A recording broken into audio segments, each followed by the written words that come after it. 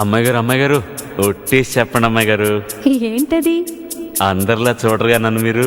అంటే ఏదో నాకు తోచింది మంచు చెడ్డో చేసేస్తూ ఉంటా కదా. అయితే అయినా నా మీద ఎప్పుడైనా కోపం వస్తుందా మీకు? రాదులే. అంటే అంటే నేనంటే నువ్వంటే మీకెంతో నాకెంతో ఇష్టం అన్నమాట. ఇవ్వాలైనా మీరు ఏది అది అమ్మాయి గారు.